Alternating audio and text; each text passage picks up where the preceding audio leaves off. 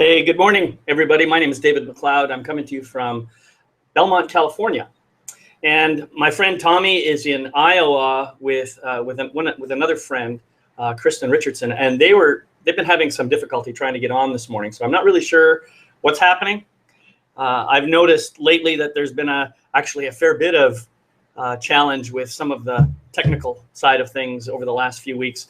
And I'm not sure what's going on, but it seems to be affecting us now. And so I'm just going to do my best to, as I say, tap dance until Tommy and Kristen join us.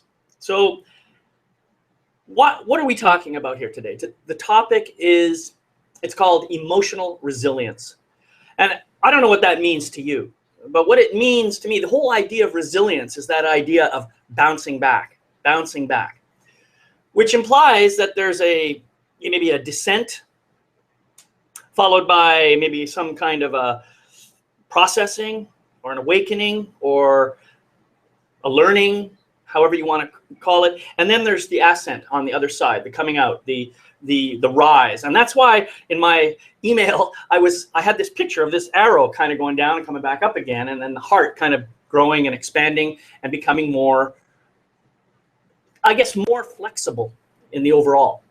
So that's really how I see this whole idea of resilience, and I hope that you can see it that way too. So the question is, what happens? How do we get into that descent in the first place? Well, I don't know about you, but for me, what happens is sometimes I'll have some kind of an emotional thing going on, and it can be pretty intense. It can be so intense, in fact, that I just kind of go into myself, and maybe I don't want other people to be aware of my emotions. Maybe I'm going to try and hide them. There's all kinds of different things that could happen. And for me, I've got this whole story going on in my head that my emotions are a bad thing. I'm not supposed to express them. I'm not supposed to show them. And so what happens is I may deny myself permission to actually express those emotions in a way that serves me, in a way that allows me to be more free. And I am so glad. Look at this. Tommy and Kristen have joined me. Can you guys hear me? I can't hear you right now. I'm not hearing any sound coming from your system. Can you check your microphone? I want to check my speaker too. Make sure my speaker is not muted. Yeah, everything's good here, so I'm not hearing anything from your microphone.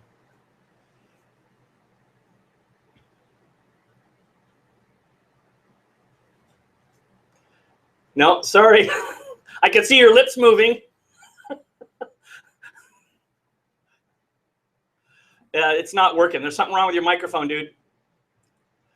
I'll let you sort that out, and I'll just try and continue with what I was talking about here, and maybe you guys can follow along, and when I hear you, you can just jump in.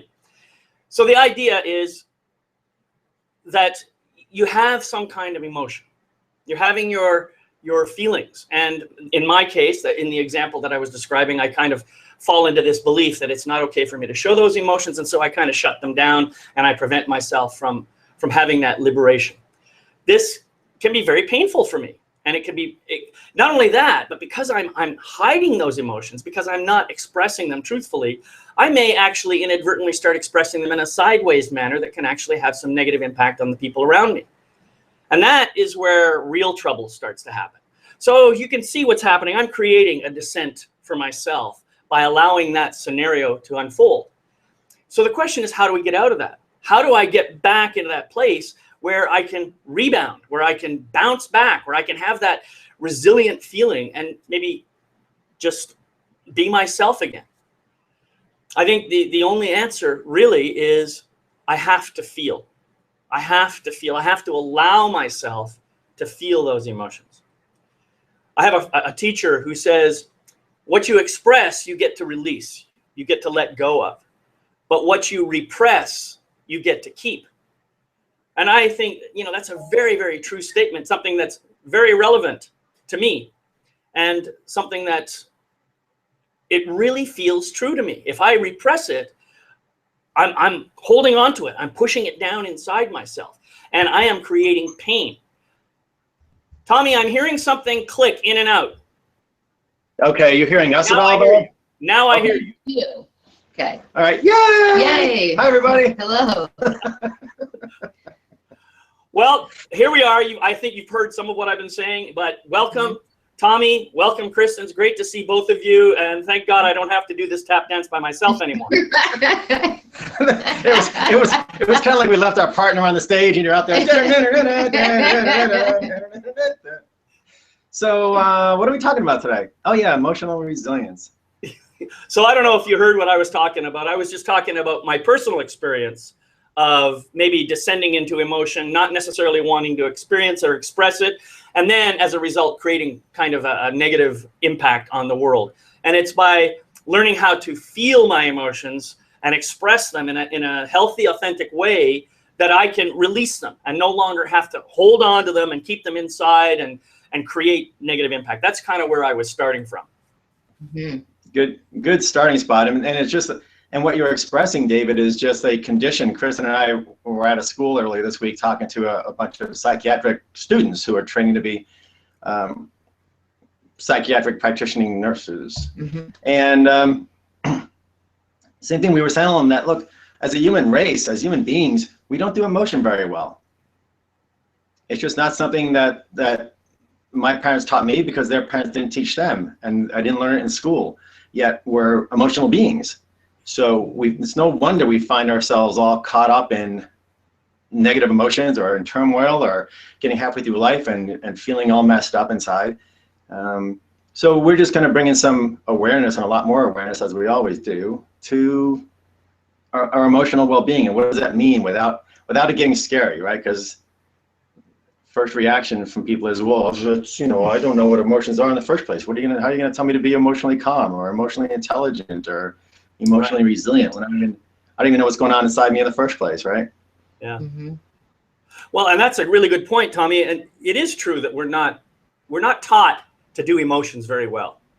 We're certainly not taught to express our own emotions. In fact, many of us are taught quite the opposite. You got to hide that. I'm not comfortable with your emotions, so you put that aside. Don't bother me with it. So we're not taught how to deal with our own emotions. But the second side of it is we're definitely not taught how to deal with other people's emotions. And that's where really, so we've got two sides of this coin here happening. And it's a pretty serious problem, I think, that's having a major impact all over the world. Mm-hmm.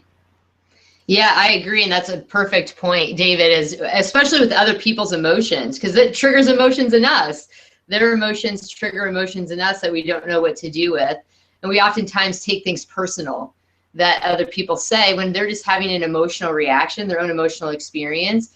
And our first natural instinct is to take it personal, and then for us to get triggered.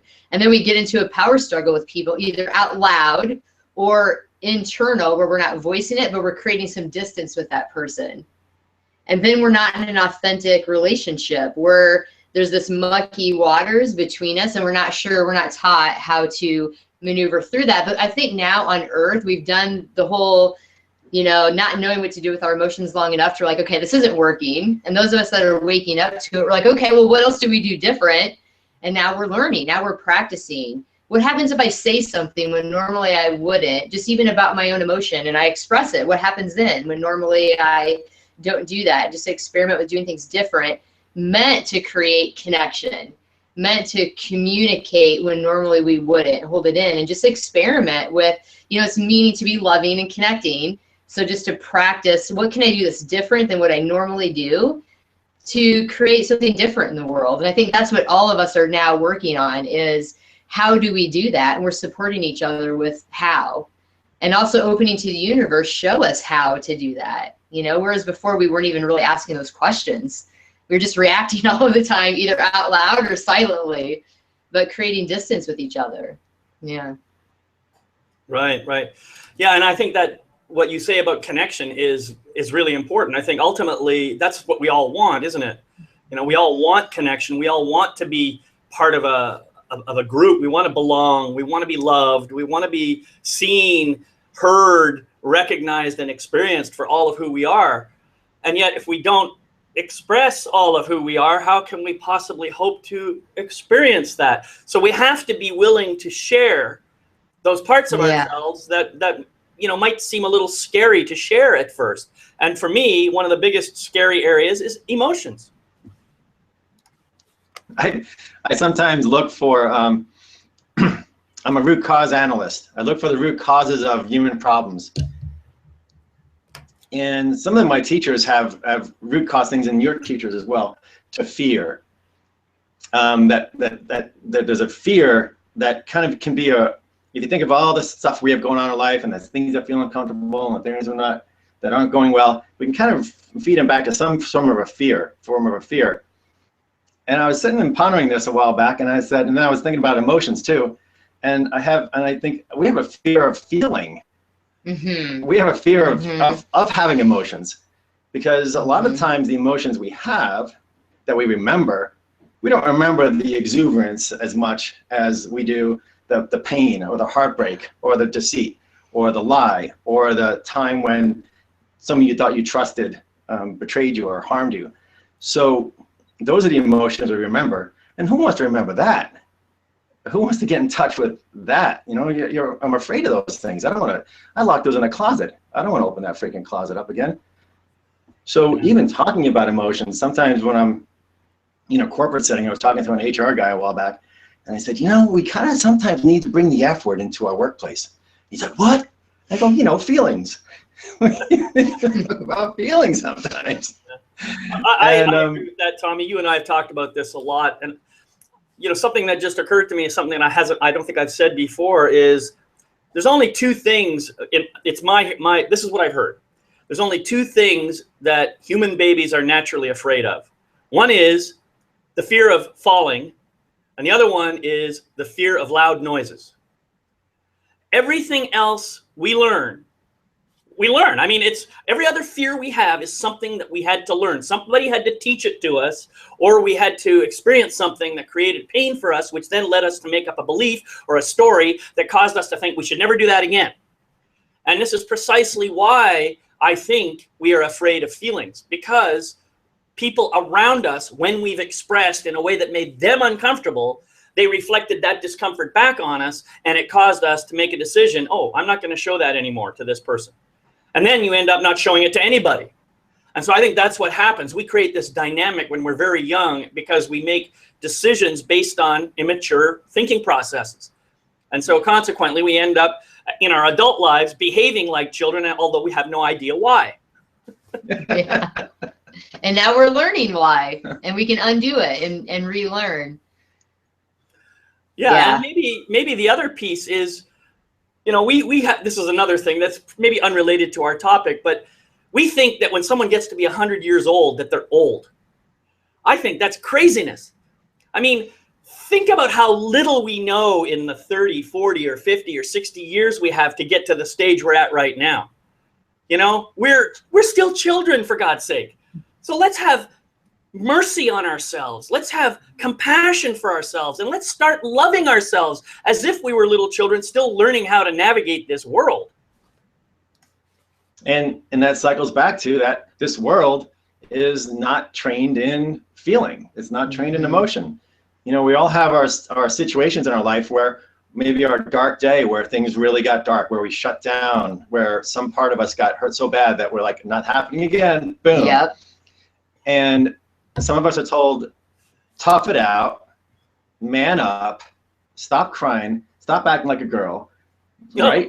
These things we hear from perhaps loving parents, but perhaps parents who just were scared of their own emotions, never taught how to express them. So they don't know how to help us. They don't know how to coach us. They don't know how to get us through a death of a dog or the death of a grandma or something like that. No fault of anybody's, but that's where we are. And so, I don't want people to feel, some people, shame comes up, right? Like shame, like, I don't know how to be a human. Shame on me. I don't know how to express my emotions. I'm stupid, Yeah. So we don't need to compound more, negative emotional energies of our past with more, blame or fault. Yeah, that still keeps us stuck. Yeah. Yeah. Like forgive yourself, for you didn't know what you were doing. Yeah. And forgive our parents and the other people that they didn't know what they were doing either. Yeah, God love them, Yeah, and so when I talk with people about, helping to them explore their emotions and what to do with them to create awareness around their emotions, is that it's okay to feel it. Because we spend our life trying not to feel that pain. We all develop our things that we do, eating food, getting angry, avoiding, withdrawing, all the things that we do to try to avoid feeling the pain. And as many times as we've read it in books that we have to feel it in order to heal it, it is true. And that's where it does help to have support, to go to people like one of us for support in maneuvering through that journey of, okay, I need to feel this pain. This is what I've been avoiding my whole life feeling. So what happens if I just feel it? Mm-hmm. And then begin to do things differently than how I normally do it, to act as if I can do it another way, and begin retraining my brain on what to do differently that helps create what we desire: harmony, love, connection, communication, all the things that we desire, but nobody taught us how to do it. So now that's what we're doing. I mean, the three of us, that's really what we're practicing in our life, is how to live differently to create a new earth. Yeah, that's great, and that's awesome, and I love that we're doing this. And I also want to go back to something that Tommy said, and it's actually a pretty important thing. I know you were saying this facetiously, but I want to bring it back. You said, don't be like a girl. And I think that's actually bad advice, because if we look at just the masculine and the feminine energies in our worlds, and we all have both of them. All of us have both of these energies within us. I think it is true that being able to feel and experience emotions is a kind of a feminine aspect. And so what I really think we need to do is learn to be girls. All of us.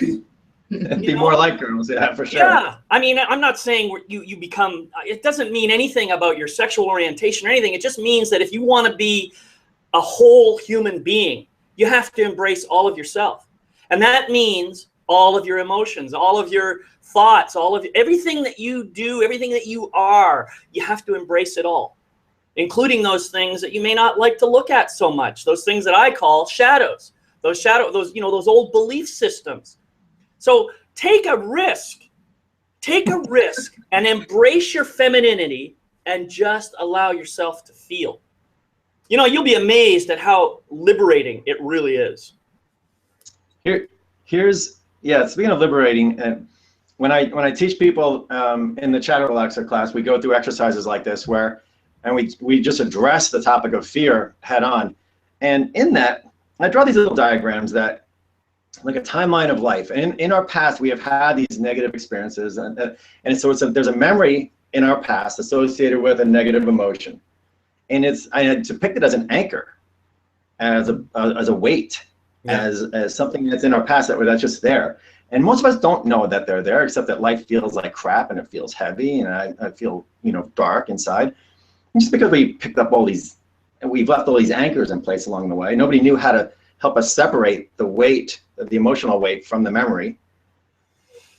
But when we do that, and I take people through an exercise, people get freaked out. I almost had a woman get up and leave class. She's like, I have these things locked away for a reason, she said. Mm-hmm. She goes, I'm not looking at those. I'm not opening those doors. There's fucking scary things in there. And here's what I said to her. And I said, look, whatever happened to you in the past has happened. Whatever harm has come to you has come. It's the memory of it right now that we're facing. And no matter what you do, when you turn around and face that memory, it's not going to cause you harm again. It's not going to physically knock you down. It's not going to smack you upside the head. It's not going to abuse you. It's just you're going to look at it and face it. And when you do, I promise you, it'll dissolve. The pull you had to it, that attachment of that weight in your life, just by looking at it, usually starts to dissolve. And you're nodding your head like you can just speak. Well, that, and what people don't realize is if they don't look at it, it affects every aspect of their life. So people think if I don't look at it, it's not affecting me anymore. Actually, it permeates every aspect of every relationship, your job, the internal dialogue that you have about yourself. It affects every aspect of life. And then when people do begin to look at it and get some distance from the reaction, the pain, and they can be like, oh my gosh, this has literally permeated my life and I had no idea. And then you can begin to unravel that, and piece by piece it loses control over our life. But whether you're looking at it or not, it still is affecting the choices we make, interactions with other people, our emotions, how we feel about ourselves, everything. Yeah. Yeah. I think some people don't realize that. Yeah. And this is awesome, because this is exactly where I started at the beginning of the show when you guys weren't quite on yet, is this whole idea that when you repress it, you get to keep it. You're stuck with it. That's it. And the thing is, I think there's more to it than just looking at it. I think because of the fact that I've had this emotion in the past, this trauma, whatever it might have been, and I pushed it aside and I thought it's gone. But no, it wasn't really gone. It's been affecting me. It's been coming around sideways. It's been impacting other people in my life. The fact of the matter is, I do have to go back and revisit that at some point. If I truly want to be free and I want to have an open life and all the rest of it. If I don't care about my life, all right, fine, keep it hidden. Keep it hidden. You know, if that's the way you want to live your life, go right ahead. But if you really want to open yourself up and grow and become a life master for yourself, at some point you have to go back and look at it, but not just look at it.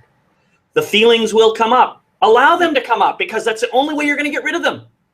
You know, you're going to have to let those feelings come up and come out of you. So it may be a little bit scary, and that's what we're here to help you with. We're here to help you with the fear that's going to come up whenever that happens. So I say, bring it on. Yeah, there's something in there, you know, that the fear of starting, like, bring it on. Yeah, I mean, we've been at it for a while, and we know how liberating it is. Yeah. I remember the first time somebody addressed this with me and I let go of some stuff. Oh my God. I walked out of a 2-day class feeling physically lighter, like I had left pounds, like I had left weight behind in the room where I had this class. Mm-hmm. And that feeling of lightness and elation, I'm like, oh my God.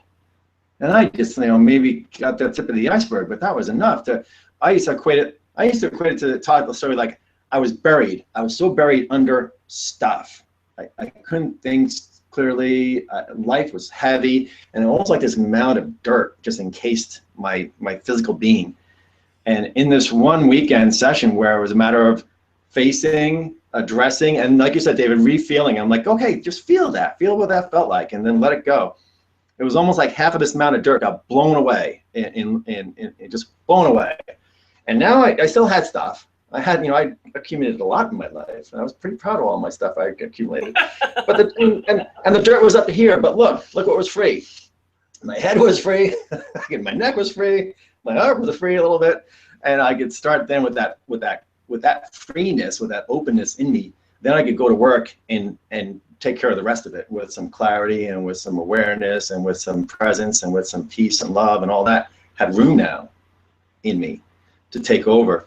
But once you do it once, right, and you guys can probably tell about your experience. Once you do the first one, you're like, that wasn't so bad. Actually, that was pretty freaking cool.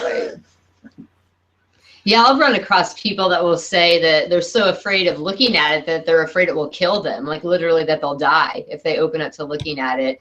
And so you're right. I mean, it never has killed anybody that I'm aware of, and that it does lead to an opening, a space that is palpable, that we can feel. And then once you get that taste of it and that experience, that real life experience for yourself, lived experience, it's like, oh, okay, there's something to this. It's scary, and I'm afraid of the unknown of where this road is going, but it feels right. I just intuitively sense that I know where this other road goes. I've done it long enough to know that isn't how I want to feel. That's not how I want to live.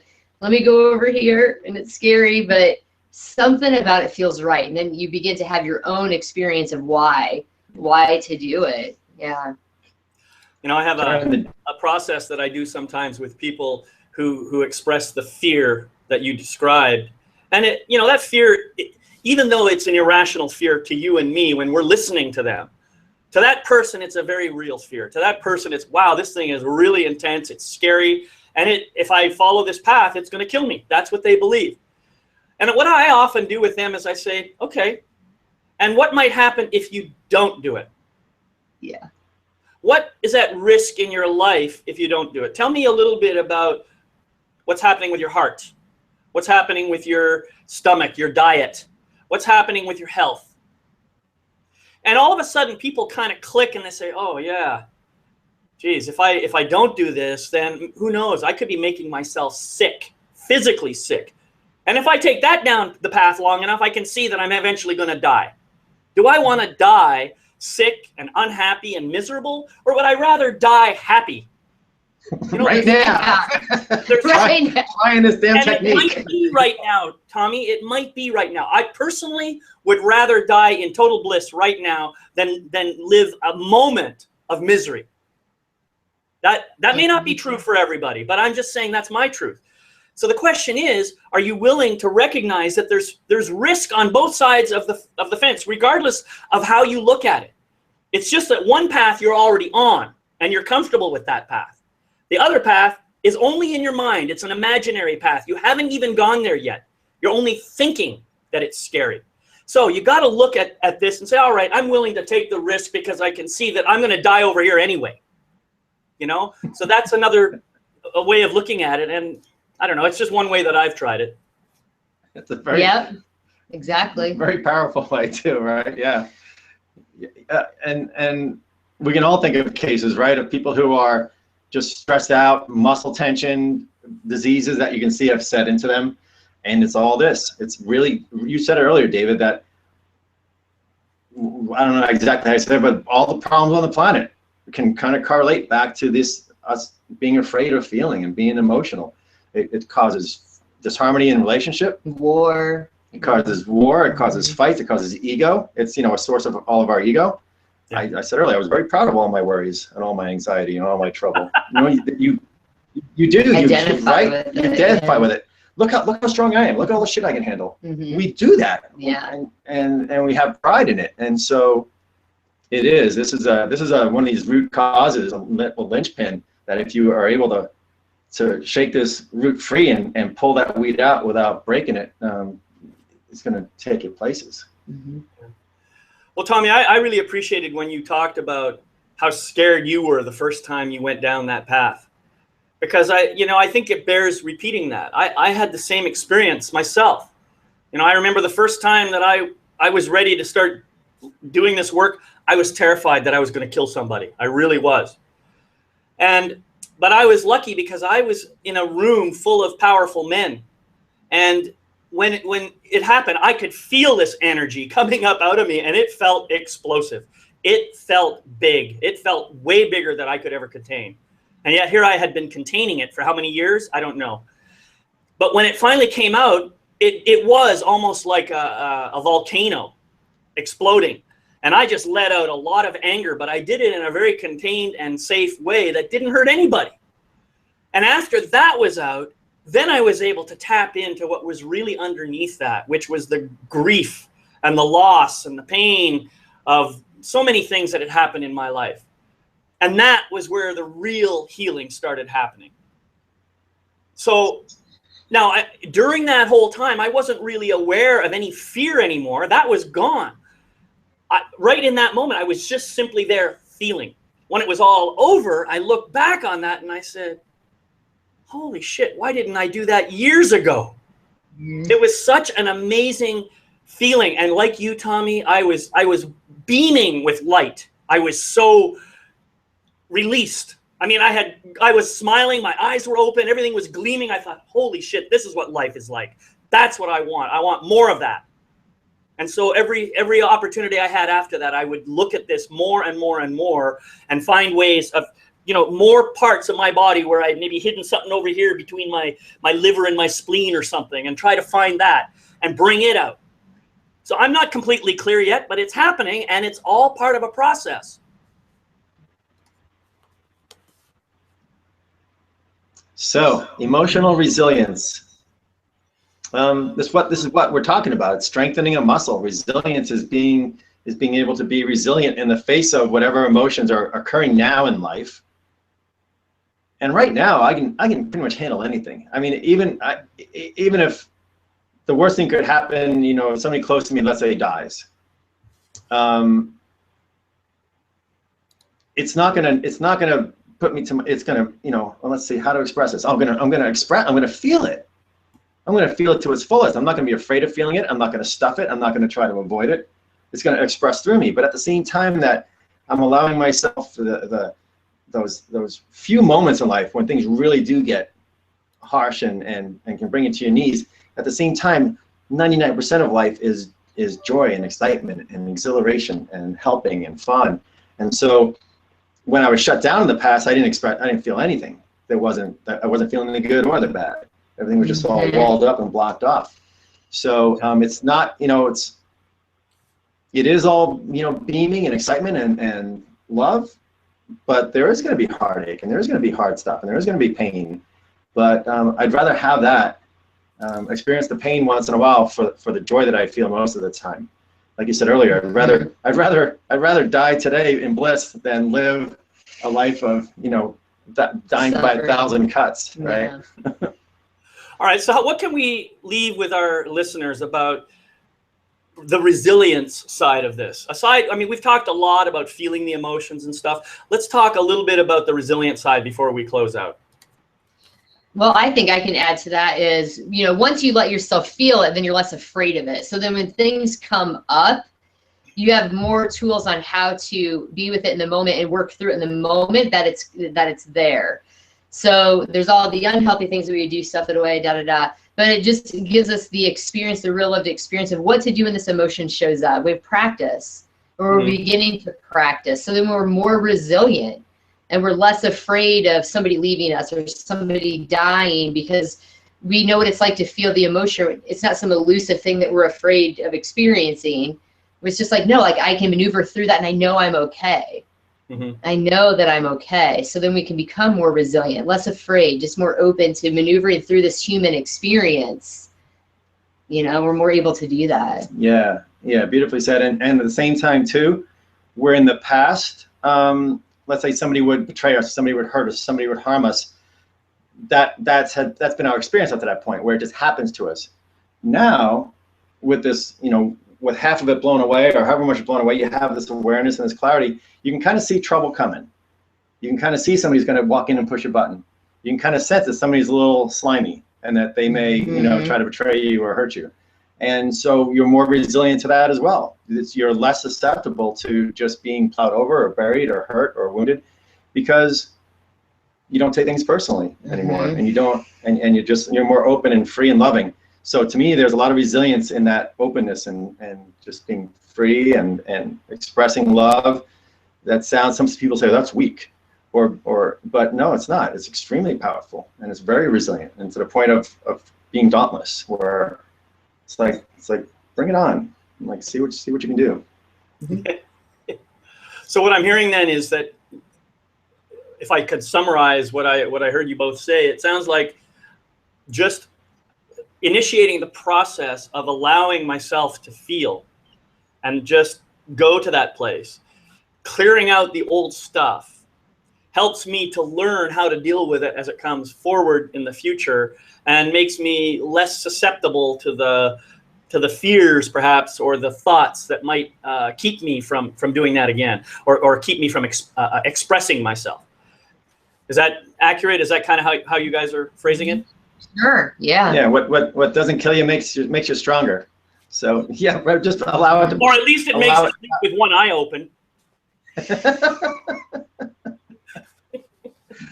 So yeah, don't be afraid to face the emotions, to face the fears, to face those things.